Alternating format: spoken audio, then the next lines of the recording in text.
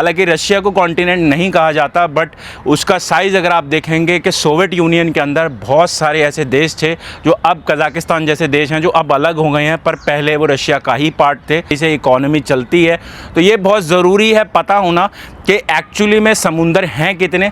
इसमें जब आप एंटार्क्टिक और आर्कटिक ओशंस की बात करते हैं, रिसर्च होती हैं, और इसलिए हमारा इंडिया का भी वहाँ पे एक बेस स्टेशन है, और कुछ भी ब्लॉगर्स अभी वहाँ पे गए भी हैं, और एंटार्क्टिक में भी इंडिया का प्रेजेंस होना एक बहुत गर्व की बात। देखेंगे कि जो धरती है, सूरज जो है वो जिस भी लैंड के जितना क्लोज है, दैट मीन्स कि धरती में सेंट्रल लाइन जो है इक्वेटर है, वहाँ पे आपको सबसे ज़्यादा डार्क स्किन लोग मिलेंगे।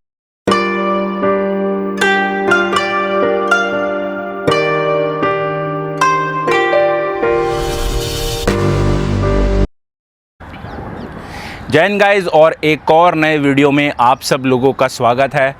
आज का जो वीडियो है बहुत इंपॉर्टेंट होने वाला है, क्योंकि आज हम वर्ल्ड मैप के बारे में बात करने वाले हैं, ग्लोब के बारे में बात करने वाले हैं और डिकोड करने वाले हैं। बचपन में ये हमें पढ़ाया जाता था ज्योग्राफी के अंदर के धरती जो है वो इस हिसाब से बनी हुई है, उसमें बहुत सारे एलिमेंट्स हैं, और ट्रैवल के सेक्टर में रहने के लिए बहुत ज़रूरी है कि बहुत सारी चीज़ों का आपको पता हो, चाहे करेंसी कन्वर्जन है, चाहे कॉन्टिनेंट्स हैं, चाहे कंट्रीज़ हैं, चाहे जिसमें बहुत सारे ऐसे एलिमेंट्स हैं, लैंग्वेजेस हैं। तो ये सारी चीज़ें आप लोगों को पता रहेंगी, आप लोग इस पे काम करते रहेंगे तो आप लोगों के लिए ट्रैवलिंग में चीज़ें बहुत आसान हो जाएंगी। तो आज सबसे पहले जो है वीडियो स्टार्ट करते हैं हमारी सबसे बेसिक चीज़, जो कि है हमारी अर्थ के ऊपर हमारे टोटल 7 कॉन्टिनेंट्स हैं। 7 जो है काउंट होते हैं, और 7 कॉन्टिनेंट्स हैं जो आप सब लोगों को पता होगा। इसमें से कुछ आपको याद नहीं होंगे, मेजर सबको पता होंगे, जिसमें आपका एशिया है, अफ्रीका है, यूरोप है, साउथ अमेरिका है, नॉर्थ अमेरिका है, एंटार्क्टिका है। तो इस तरीके से टोटल 7 कॉन्टिनेंट्स हैं जो अर्थ पे काउंट होते हैं और जिनको टोटली काउंट किया जाता है। कॉन्टिनेंट वाइज जो है भी ह्यूमन रिप्रेजेंटेशंस होती हैं, जो इंसान है उसकी रिप्रेजेंटेशन एक कॉन्टिनेंट से भी की जाती है, जिसके लिए लोगों को यूरोपियन कहा जाता है, हम इंडियंस को भी एशियन कहा जाता है, अफ्रीकन्स को अफ्रीकन कहा जाता है, अमेरिकन्स को अमेरिकन्स कहा जाता है। इसी तरह एंटार्क्टिका में तो खैर ह्यूमन पॉपुलेशन नहीं है। इसी तरीके से जो 7 कॉन्टिनेंट हैं दुनिया के, उनमें आप जब भी ट्रैवल करेंगे आपको डिफरेंट कॉन्टिनेंट्स के लोग मिलेंगे। उनकी कंट्रीज़ जो हैं एक कॉन्टिनेंट की रिप्रेजेंटेशन करती हैं। जैसे अफ्रीका में इतनी सारी कंट्रीज़ हैं कि आपको नाम नहीं पता होंगे, मुझे भी नहीं याद इतनी सारी कंट्रीज़ के नाम, बट आप एक जनरल कोड यूज़ करते हैं अफ्रीका। तो ये 7 कॉन्टिनेंट्स हैं जो आप लोगों को बहुत ज़्यादा ज़रूरी है पता होना कि 7 कॉन्टिनेंट्स जो हैं ये पूरी प्लैनेट अर्थ को कंट्रोल करते हैं। हालांकि जो मोस्टली अर्थ का जो रीजन है वो ओशियंस ही हैं, वो समुंदर ही हैं, उस पर हम बाद में आएंगे। बट जो लैंड एरिया है वो इन 7 कॉन्टिनेंट्स के अंदर डिवाइडेड है, और मेजरली ये 7 कॉन्टिनेंट जो हैं वो प्लैनेट अर्थ को कंट्रोल करते हैं। कॉन्टिनेंट के बाद दूसरा इम्पॉर्टेंट टॉपिक जो आता है वो है आपका कंट्रीज़। तो दुनिया के अंदर बहुत सारे देश हैं, बट ये प्लस माइनस होते रहते हैं जिस हिसाब से डिविजन्स होते जाते हैं। बट अगर एक जनरल एस्टिमेशन 2025 के हिसाब से अगर मैं आप लोगों को दूं तो उसमें 195 देश जो है रजिस्टर्ड हैं। इसमें से 193 यूएन यूनाइटेड नेशन के मेंबर्स हैं, और 2 देश होली सी और पैलेस्टीन, ये 2 देश हैं जो यूनाइटेड नेशन के मेंबर नहीं हैं। तो 195 टोटल देश दुनिया में आते हैं। इनकी लिस्ट बहुत बड़ी है, और बहुत सारे देश एशिया के अंदर हैं, अफ्रीका के अंदर हैं, और साउथ ईस्ट एशिया के अंदर हैं, अमेरिका के अंदर हैं, south America, north America. America भी एक बहुत बड़ा कॉन्टिनेंट है, और रशिया जो है वो सिंगल कंट्री होने के बावजूद भी एक कॉन्टिनेंट ही की तरह ही आप उसे ले सकते हैं।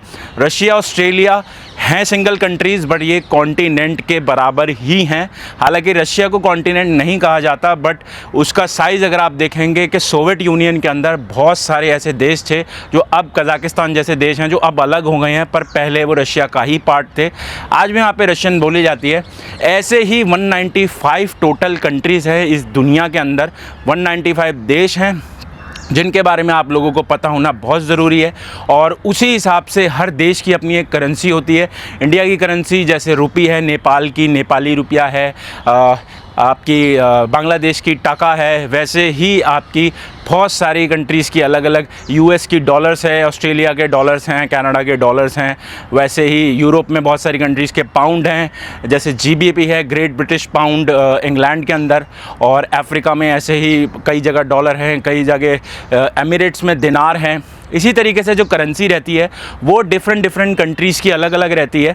और जब भी आप ट्रैवल करना शुरू करेंगे, जब भी आप निकलना शुरू करेंगे अपने देश से, तो आपको अलग कंट्री में जाके अपनी करेंसीज़ को कन्वर्ट कराना पड़ेगा। दैट मीन्स आपकी जो इंडियन रुपीज़ है उसके कुछ कन्वर्जन चार्जेस देके आपको उस देश में कन्वर्ट कराना पड़ेगा। जैसे कुछ कंट्रीज़ की करेंसी बहुत ज़्यादा बड़ी होती है, जैसे वियतनाम है, तो उसमें आपको जो है अपने 10,000 रुपये को अगर आप कन्वर्ट कराते हैं, वो वियतनामी डोंग में लाख से ऊपर चले जाएंगे। और वैसे ही जो बड़े नेशन है जिनकी करेंसी स्ट्रॉन्ग है, जैसे ऑस्ट्रेलिया है, जैसे यूएसए है, तो अगर आप 10,000 रुपये कन्वर्ट करवा रहे हैं अगर इंडिया के, तो यूएस में वो डॉलर में कन्वर्ट होंगे, और आपके $1 जो है आपका लगभग 90 रुपये के आसपास, 87-90 के आसपास रहता है यूएसए का इंडिया के हिसाब से, और पाउंड जो है वो 100 रुपये से ऊपर रहता है। तो इस हिसाब से कन्वर्जन रेट्स पूरी दुनिया में चलते हैं। बट जो मेजर कन्वर्जन पूरी वर्ल्ड में सबसे ईजी होता है वो यूएस डॉलर के साथ होता है। हालांकि बहुत सारे लोग इस चीज़ को डिनाई करेंगे, बट यूएस दुनिया की सबसे बड़ी कंट्री ही है इकोनॉमी वाइज, और उसकी करेंसी पूरी दुनिया में रोटेट करती है, हर जगह चलती है। तो ट्रैवलिंग में भी बहुत ज़रूरी है कि अगर आपके यूएस डॉलर हैं तो वो आपको कन्वीनियंट रहेंगे पूरी दुनिया के अंदर। इसलिए मोस्टली जो ट्रैवलर्स भी हैं वो यूएस की करेंसी अपने साथ हमेशा रखते हैं ताकि उनको इश्यूज़ ना आए। तो ये था करेंसी कन्वर्जन और कंट्रीज़, जो कि टोटल मैंने आपको बताया 195 हैं। और जब आप ट्रैवलिंग शुरू करेंगे, आप इंडिया से भी निकलेंगे, जैसे मैं अभी पीछे भूटान था, तो भूटान की करेंसी इंडिया के करेंसी के बराबर है। तो वहाँ पे जब मैंने उन्हें इंडियन करेंसी दी तो उन्होंने मुझे रिटर्न में भूटान करेंसी दी। ऐसे ही कन्वर्जन्स होते हैं पूरी दुनिया के अंदर जो चलते हैं। और इसी तरीके से जो आप हैं, आप भी आगे जाके कंट्रीज़ में जब जाएंगे तो आपको इस तरीके से ये सारी चीज़ें समझने को मिलेंगी। अब आ जाते हैं ओशियंस के ऊपर। जैसे कि आप लोगों को पता है कि जो मेजॉरिटी धरती है वो समुद्र से ढकी हुई है, और सारी धरती पे समुद्र ही मेजर पार्ट है। बाकी लैंड एरियाज़ जो है वो कंपैरेटिवली कम है समुद्र के। वैसे ही डिफरेंट ओशियंस हैं। और अब बात करते हैं 5 टोटल ओशियंस हैं। अगर आप उसको नॉर्थ साउथ के हिसाब से कर सकते हैं तो वो आप कम ज़्यादा के नाम से भी बोल सकते हैं, बट मेजॉरिटी 5 बड़े ओशियन हैं दुनिया के अंदर, समुंदर है 5 बड़े। और इस सबसे पहले है मैं बात करता हूँ अपने देश की। इंडिया जो है, मैंने अभी पूरा इंडिया कंप्लीट करा है और 8 महीने मुझे लगे। पूरा देश मैंने देखा तो मुझे समझ आया कि इंडिया इतना वास्ट नेशन है। हम हमारे साथ बहुत सारी छोटी कंट्रीज साथ में रहती हैं, पर अगर आप ग्लोबल लेवल पे बात करें तो इंडिया एक ह्यूज लैंड है, दुनिया का 7वां सबसे बड़ा देश तो है ही। उसके साथ साथ इंडिया एक ऐसा देश है जिसके पास एक अपना ओशियन है, जिसे इंडियन ओशियन के नाम से आप जानते होंगे, जिसमें कन्याकुमारी से मैंने जितने भी व्लॉग बनाए थे वो सारा रीजन जो है, आप यूट्यूब पे मेरे जाएंगे कन्याकुमारी के व्लॉग्स में आपको पूरा इंडियन ओशियन दिखेगा, जहाँ पे 3 जगह कोलाइड करता है, जिसमें बे ऑफ बंगाल है, अरेबियन सी है और इंडियन ओशन। ये 3 ओशन एक जगह आके मिलते हैं। मेजरली पूरा इंडियन ओशन ही कहा जाता है, बट फिर भी इन तीनों का जो मिलना है, ये प्लैनेट अर्थ के ऊपर एक अकेली ऐसी जगह है जहाँ पे 3 समुंदर एक जगह आके मिलते हैं। और ये हमारे लिए बहुत प्राउड की बात है कि हमारी इंडियन नेवी उसको प्रोटेक्ट कर रही है। और इंडियन ओशन जो है वो हमारे देश को घेरता है पूरा, और उसमें कुछ सारे कंट्रीज़ भी हैं जो हमारी नेबरिंग कंट्रीज़ हैं जिनके साथ हम आराम से रहते हैं, जैसे मालदीव्स है, श्रीलंका है, ये भी हमारे पड़ोसी देश हैं। पर ये पूरा जो ओशन है, इंडियन ओशन, ये इंडिया का ओशन है। और आप ये समझ सकते हैं कि इंडिया एक इतनी पावरफुल कंट्री है जिसके पास एक अपना इतना बड़ा समुद्र भी है। तो ये बहुत बड़ी प्राउड के लिए बात है कि इंडियंस को ये पता हो कि हमारा देश ग्लोबल लेवल पर कितना स्ट्रॉन्ग है और कितना बड़ा है। बहुत सारे इश्यूज़ मैन्यूट्स हमारी कंट्री में चलते रहते हैं, बट अगर आप पूरे इंडिया को, सिटीज़ को अगर छोड़ देंगे, इंडिया एज अ लैंड अगर आप बात करें, तो हमारा देश बहुत बड़ा देश है और बहुत पावरफुल देश है। ओशंस की बात करें तो उसके अलावा आपका पैसिफिक, अटलांटिक, आर्कटिक और एंटार्क्टिक ओशंस हैं, जो ये मेजर ओशन आपके दुनिया के अंदर प्रेजेंट हैं। यही ओशंस हैं जो पूरी दुनिया को कवर करते हैं। और बहुत ज़रूरी है कि वर्ल्ड मैप पे आपको ये पता हो कि हमारा जैसे इंडिया का ओशन, इंडियन ओशन हमारे इंडिया के नीचे एग्जिस्ट करता है, वैसे ही अलग अलग जगह पे ट्रेड के लिए ये सारे ओशंस हैं जहाँ से कम्यूट किया जाता है और वर्ल्ड ट्रेड जो है, व्यापार जो है दुनिया का चलता है, जिसमें कार्गो शिप्स और बड़े बड़े शिप जो हैं एक दूसरे के देश में जाते हैं। ऑयल टैंकर से लेके आपके फूड मटेरियल से लेके सारी चीज़ें शिप्स के अंदर जाती हैं, एक दूसरे के देशों के साथ ट्रेड होते हैं और इसी तरह से इकोनॉमी चलती है। तो ये बहुत ज़रूरी है पता होना कि एक्चुअली में समुंदर हैं कितने। इसमें जब आप एंटार्क्टिक और आर्कटिक ओशंस की बात करते हैं, ये जो दो ओशन हैं ये नॉर्थ पोल और साउथ पोल के पास पड़ते हैं। एंटार्क्टिका एक ऐसा कॉन्टिनेंट है जो ह्यूमनली जो है अलाउड नहीं है, जिस पे किसी भी कंट्री को मतलब उसको अपने नाम के लिए यूज़ करना। वहाँ पे आपके सिर्फ साइंटिफिक रिसर्च होती हैं और इसलिए हमारा इंडिया का भी वहाँ पे एक बेस स्टेशन है और कुछ भी व्लॉगर्स अभी वहाँ पे गए भी हैं और एंटार्क्टिक में भी इंडिया का प्रेजेंस होना एक बहुत गर्व की बात है। वैसे ही पूरी दुनिया में ये जो ओशंस हैं ये डिवाइडेड हैं, जो मैंने आपको बताया।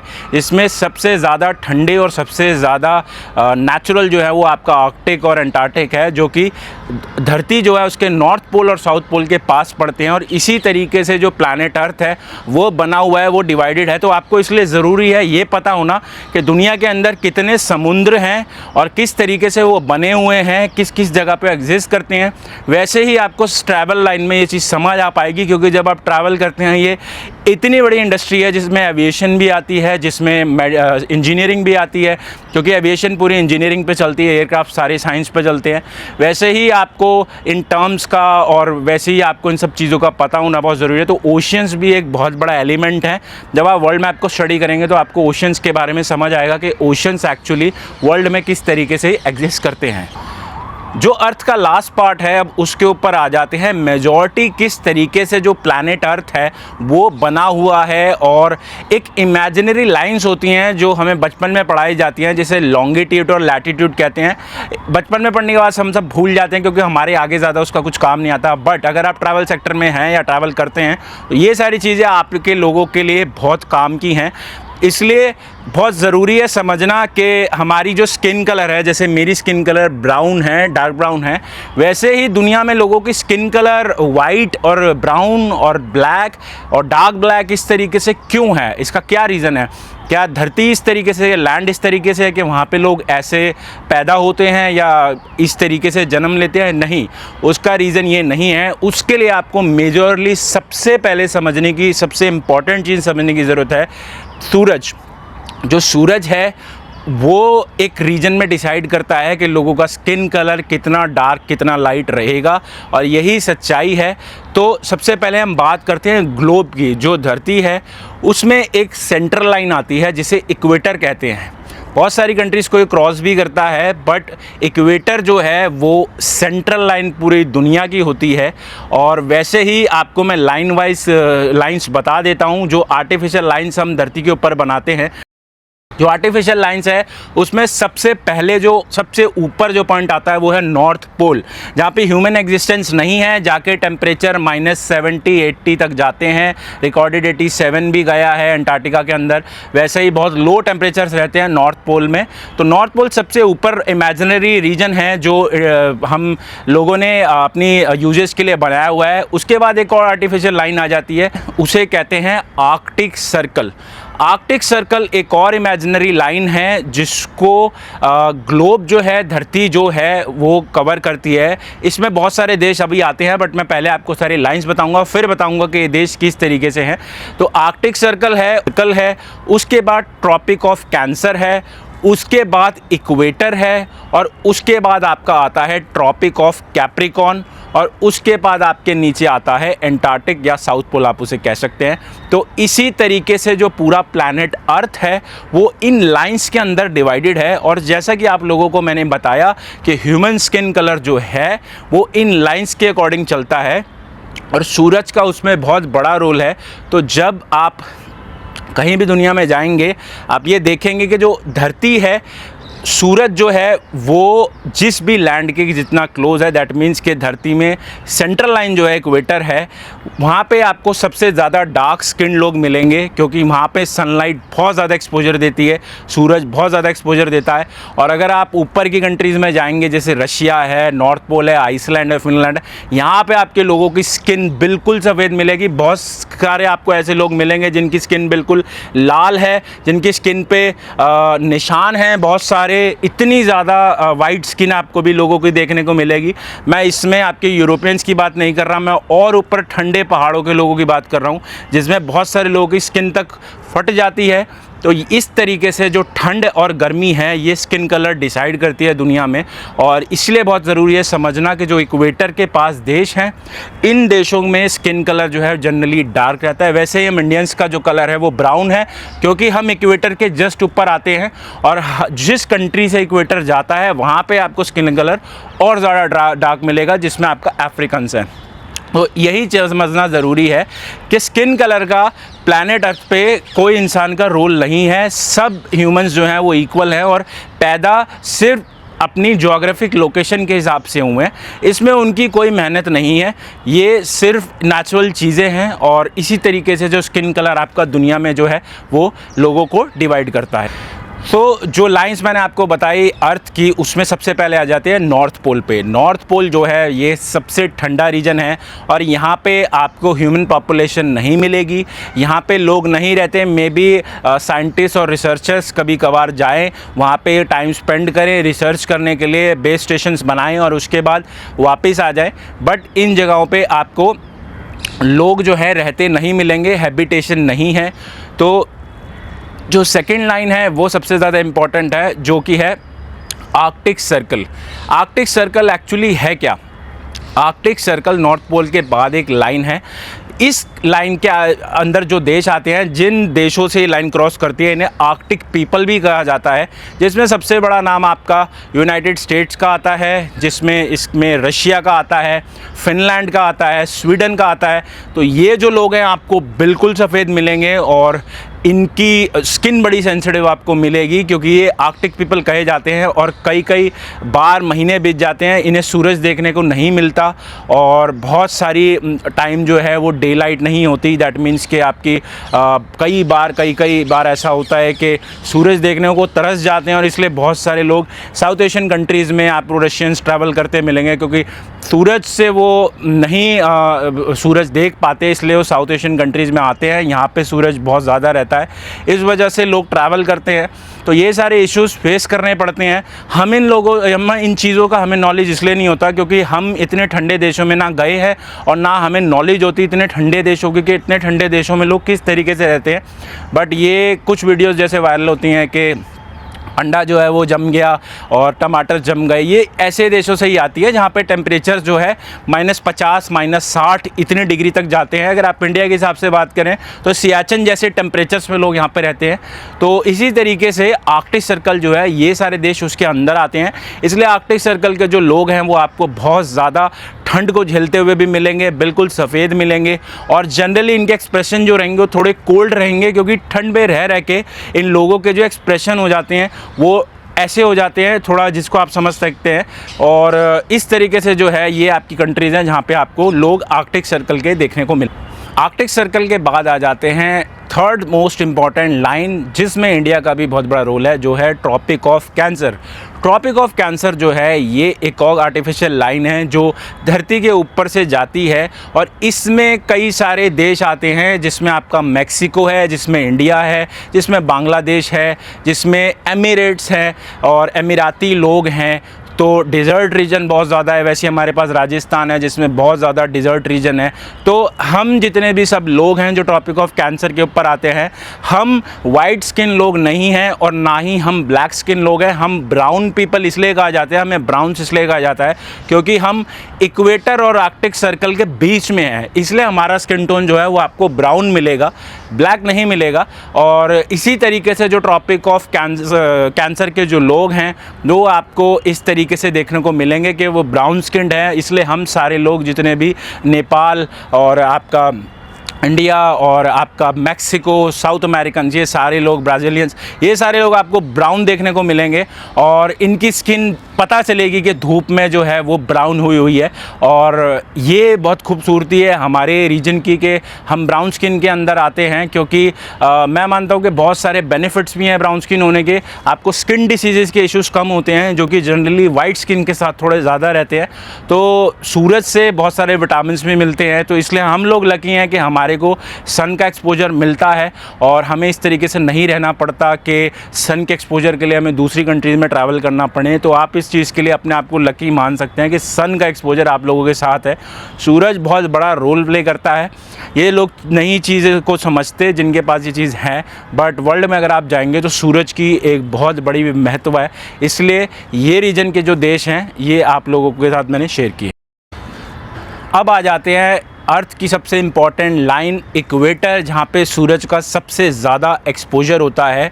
उसके अंदर कौन कौन से देश आते हैं जो इक्वेटर लाइन जिसे कहते हैं सेंट्रल लाइन जो पृथ्वी की है, और बहुत सारे कंट्रीज़ में इक्वेटर जहाँ से गुज़रता है वहाँ पे मॉन्यूमेंट्स भी बनाए जाते हैं, होटल्स खोले जाते हैं। तो इक्वेटर एक बहुत बड़ी इंपॉर्टेंट चीज़ है दुनिया के लिए। तो वैसे ही इसमें देश कौन कौन से आते हैं, इसमें इंडिया नहीं आता। इंडिया के नीचे से इक्वेटर लाइन निकलती है और वो निकलती है मालदीव्स के ऊपर से, तो मालदीव्स इसके अंदर आता है। वैसे ही इसके अंदर आपकी साउथ अमेरिका की कंट्रीज आती हैं जिसमें ब्राज़ील आता है, ब्राज़ील के ऊपर से भी इक्वेटर लाइन निकलती है। उसके अलावा कई सारे देश, कोलंबिया है जिसके ऊपर से इक्वेटर लाइन निकलती है, युगांडा है अफ्रीका में, केन्या है अफ्रीका में। ये सारे देश हैं जिनके ऊपर से इक्वेटर लाइन जाती है। और इक्वेटर लाइन जो है वो इस तरीके से निकलती है कि इन सारे देशों को क्रॉस करती है। इसलिए सबसे ज़्यादा डार्क स्किन लोग आपको अफ्रीका में मिलेंगे, क्योंकि इक्वेटर लाइन उसके ऊपर से निकलती है और सन का एक्सपोजर बहुत ज़्यादा अफ्रीका के अंदर रहता है। और सबसे खूबसूरत कॉन्टिनेंट्स के भी अंदर अफ्रीका आता है, क्योंकि जो पृथ्वी है उसकी सबसे ब्यूटीफुल वाइल्ड लाइफ आपको अफ्रीका में देखने को मिलेगी। और जब आप अफ्रीका को विज़िट करेंगे तो उससे सुंदर वाइल्ड लाइफ इस धरती पे नहीं है। वो लोग बहुत लकी हैं, एनरिच्ड हैं, क्योंकि उनके पास सन है, वाइल्ड लाइफ है और प्रकृति, कुदरत जो है उनके ऊपर मेहरबान है। हालांकि इकोनॉमी वाइज थोड़ा अफ्रीका इश्यूज़ फेस करता है, बट मैं समझता हूँ कि नेचुरल जितना गिफ्टेड अफ्रीका है, बहुत सारे कॉन्टिनेंट उस तरीके से गिफ्टेड नहीं है। उसके बाद एक और इम्पॉर्टेंट लाइन आ जाती है ट्रॉपिक ऑफ कैप्रिकॉर्न। और ट्रॉपिक ऑफ कैप्रिकॉर्न जो है वो एक और इमेजिनरी लाइन है जो दुनिया में से निकलती है। इसके अंदर लोअर साउथ की कंट्रीज आती हैं, जिसमें आपकी अर्जेंटीना आती है, ब्राज़ील से भी ये निकलती है। ब्राज़ील बहुत बड़ा देश है इसलिए बहुत सारी लाइन उससे जाती हैं। और अर्जेंटीना है जिसमें उसके अलावा आपकी साउथ अफ्रीका है, ऑस्ट्रेलिया है। ऑस्ट्रेलिया के लोग भी हालांकि वाइट हैं पर ब्राउन स्किन्ड है, थोड़े बहुत आपको दिखेंगे और उनकी स्किन भी आपको थोड़ी ब्राउन ही मिलेगी, उस तरीके से आपको वाइट नहीं मिलेगी। तो ऑस्ट्रेलिया है और आपका अर्जेंटीना है, ये ट्रॉपिक ऑफ कैप्रिकॉर्न की कंट्रीज़ हैं जहाँ पे स्किन कलर दोबारा वाइट की तरफ जाना शुरू हो जाता है। तो यहाँ पे मिक्सचर है, साउथ अफ्रीका भी है इसमें। तो यहाँ के लोग आपको वाइट ब्राउनिश दिखना शुरू हो जाएंगे और आपको अफ्रीका की तरफ ब्लैक नहीं दिखेंगे। तो इसी तरीके से ट्रॉपिक ऑफ कैप्रिकॉर्न जो है यहाँ पे स्किन कलर फिर चेंज होना शुरू हो जाता है। और उसके बाद जो लास्ट आपका कॉन्टिनेंट आता है, लास्ट जो पार्ट है वो है अंटार्कटिका, जो अगेन एस्टेब्लिश नहीं है ह्यूमन पॉपुलेशन के लिए, क्योंकि वहाँ पे भी टेम्परेचर ग्लेशियर्स -60, -65, -55, वहाँ पे इंसान नहीं सस्टेन कर सकता, इसलिए नहीं रहता। तो इसी तरीके से जो है आपकी जो लाइंस हैं प्लैनेट अर्थ के ऊपर डिवाइडेड हैं। और ये बहुत ज़रूरी है आप लोगों को समझना कि आज का जो वीडियो मैंने इसलिए स्पेशली बनाया कि आप लोगों को सारी चीज़ें समझ आ पाएँ कि किस तरीके से प्लैनेट अर्थ बना हुआ है। और ट्रैवल जब आप करेंगे, जब आप दुनिया को देखना शुरू करेंगे, तो आपको समझ आना शुरू होगा कि कितना ज़रूरी है कि आप लोग इन सब चीज़ों को समझे पढ़ें, ताकि आप दूसरे कंट्रीज़ में जाएं, दूसरे देश में जाएं तो आपको ये सारे इश्यूज़ ना आए और ये सारे प्रॉब्लम ना फेस करने पड़ें। तो यही सारी चीज़ें थी प्लैनेट अर्थ के बारे में जो आप लोगों के साथ मैं शेयर करना चाहता था। और इसी तरीके से मैंने ये पूरा डिवीज़न आपको समझाया है कि धरती एक्चुअली चलती कैसे है, काम कैसे करती है। मैं एविएशन फील्ड में काम कर चुका हूँ, इसलिए मुझे एयरलाइंस से लेके, टाइम जोन से लेके आपकी फ्लक्चुएशन ऑफ फ्लाइट रेट्स और ये सारी चीज़ों का बहुत अच्छा नॉलेज है, क्योंकि कई साल मैं इस इंडस्ट्री में दे चुका हूँ। और इसी तरीके से आप लोग भी पता करें, पढ़ें, ताकि आप एकदम से बाहर जाना शुरू करें तो आपको डर ना लगे कि हम कैसे क्या करेंगे, और आपको टूर पैकेजेस ना लेने पड़ें। तो बहुत सारे लोग टूर पैकेजेस लेते हैं अपने हनीमून के लिए, अपने दोस्तों के साथ जाने के लिए, क्योंकि उन्हें डर लगता है कि वहाँ पे हम जाएंगे तो चीज़ें कैसे करेंगे। बट अगर आप टूर पैकेजेस लेंगे तो आप लाइफ में कुछ नहीं सीख पाएंगे। So be a traveller not a tourist. Traveller की तरह जाएं, चीज़ें एक्सप्लोर करें, डरने की ज़रूरत नहीं है। हर कंट्री में टूरिस्ट को इज़्ज़त दी जाती है, कोई भी कंट्रीज़ में ऐसे कोई इश्यूज़ नहीं होते हैं। तो आप ट्रैवल करना शुरू कीजिए और इन सारी चीज़ों को सीखना पढ़ना ज़रूर शुरू कीजिए। तो इसी के साथ आज का वीडियो भी मैं यहाँ पे ख़त्म करता हूँ। आई होप आप लोगों को ये सारी चीज़ें समझ आई हों जो मैंने आप लोगों के साथ शेयर करी है, आपको समझाने की कोशिश करी है। और प्लैनेट अर्थ जो है वो इस तरीके से एग्जिस्ट करता है। 195 देश हैं, उसमें मैं अपनी कंट्रीज़ शुरू कर चुका हूँ, जिसमें भूटान नेपाल हो गई है, और अब आगे बाकी कंट्रीज़ के लिए बढ़ूँगा। तो आप भी अगर जॉब करते हैं, काम करते हैं, मैरिड हैं या अनमैरिड हैं, जो भी है, आप भी मेक श्योर टाइम निकालिए और दुनिया को देखिए। सस्ती कंट्रीज़ जाइए, वियतनाम जाइए, थाईलैंड जाइए, कज़ाकिस्तान जाइए, ऐसे सस्ते देश जाइए, ताकि आपको फाइनेंशियल बर्डन भी ना फील हो और आप अलग कल्चर को देख पाएँ, अलग लोगों का रहना सहना खाना पीना देख पाएँ। और सबसे बड़ी बात है कि जितने छोटे देश में आप जाएंगे, जितने गरीब देश में आप जाएंगे, उतना ज़्यादा प्यार आपको मिलेगा, उतना ज़्यादा रिस्पेक्ट लोगों से मिलेगी, और उतना ज़्यादा लोगों को आप देखेंगे कि वो फूड को, धरती को कितना वर्शिप करते हैं, कितना एनरिच्ड मानते हैं। तो यही ट्रैवल की चीज़ें हैं। आई होप सो आप लोगों को वीडियो पसंद आया हो। तो मेक श्योर चैनल को सब्सक्राइब करना ना भूलिएगा, और अगर वीडियो अच्छा लगा हो तो अपने दोस्तों के साथ शेयर कीजिए। इसी तरीके की इंटरेस्टिंग कंटेंट मैं आप लोगों के साथ लाता रहूँगा, और आई होप कि आप लोगों को ये वीडियो ज़रूर हेल्प करेगी बहुत सारी चीज़ें सीखने में ट्रैवल सेक्टर के अंदर। तो हैव अ ग्रेट डे।